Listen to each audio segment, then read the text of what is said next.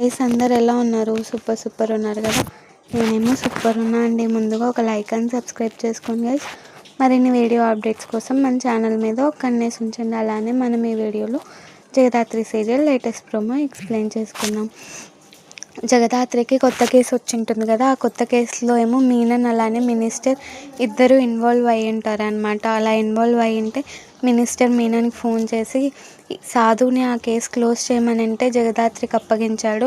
ఇప్పుడు ఆ జగదాత్రి ఒక కేసు కూడా క్లోజ్ చేయకుండా ఫెయిల్ అయినట్టు చరిత్రలోనే లేదు అంటే మీనన్ వచ్చేసి ఆ చరిత్రని మార్చి రాయాలి అని అంటూ ఉంటాడు.